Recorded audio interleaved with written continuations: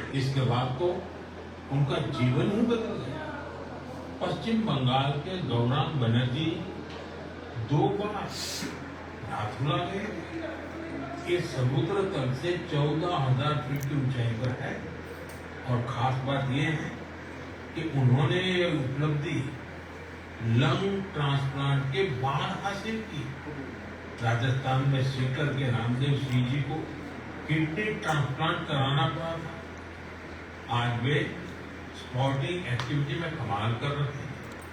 साथियों, आपको इस तरह के बहुत से प्रेरक उदाहरण देखने को मिल जाए। इससे यह बात फिर साबित होती है कि किसी एक की नेक पहल न जाने कितने लोगों की जिंदगी बदल सकती है। मैं उन सभी लोगों के हृदय से सराहना करता हूं जिन्होंने ऐसे नेक कार्य किए। मेरे प्यारे देशवासियों, आजादी के अमृत महोत्सव के दौरान मैंने लाल किले से 5 प्राणों की बात कही। उनमें से एक है गुलामी की मानसिकता से मुक्ति। आज देश गुलामी के प्रतीकों को पीछे छोड़ भारत की संस्कृति से जुड़ी चीजों को महत्व देने लगा। इस दिशा में हमारे राष्ट्रपति भवन ने भी एक महत्वपूर्ण कदम उठाया। कल यानी 23 फरवरी को राष्ट्रपति भवन में राजाजी उत्सव मनाया जाएगा। इस अवसर पर राष्ट्रपति भवन के केंद्रीय प्रांगण में श्री राजगोपालाचारी जी की प्रतिमा का अनावरण किया जाएगा। वे स्वतंत्र भारत के पहले भारतीय गवर्नर जनरल थे। वे उन लोगों में थे जिन्होंने सत्ता को पद की तरह नहीं, सेवा की तरह देखा।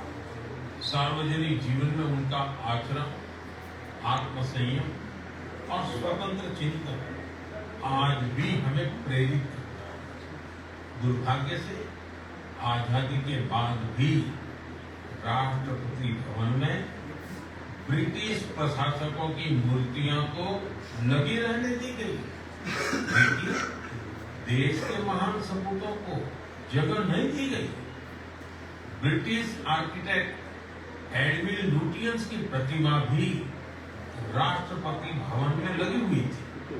अब इस प्रतिमा के स्थान पर राजा जी की प्रतिमा लगाई जाए। राजा जी उत्सव के दौरान राजगोपालाचारी जी पर आधारित प्रदर्शनी भी लगेगी। ये प्रदर्शनी 24 फरवरी से 1 मार्च तक चलेगी।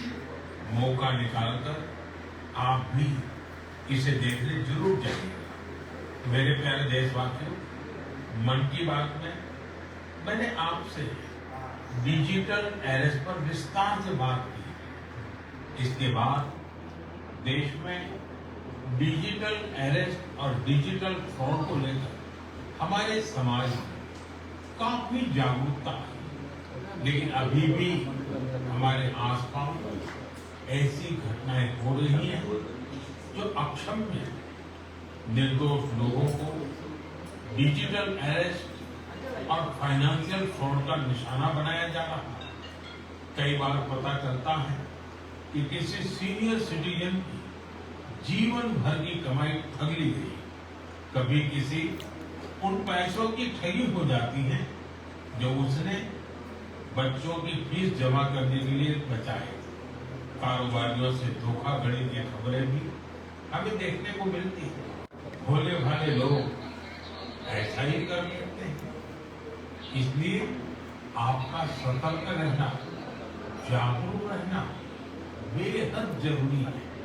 साथियों, आप सभी केवाईसी नो योर कस्टमर यानी अपने ग्राहक को जाने इस प्रोसेस को तो जानते ही होंगे। कभी कभी जब आपसे बैंक से केवाईसी अपडेट या री केवाईसी करवाने के मैसेज आते हैं तो मन में सवाल होता है, मैंने तो पहले ही केवाईसी करवा रखी, तो ये फिर क्यों? मेरा आपसे आग्रह है, झुंझलाइए नहीं। ये आपके पैसे की सुरक्षा के लिए ही है। हम सभी जानते हैं कि आजकल पेंशन, शक्ति, बीमा, यूपीआई, इसमें भी आपको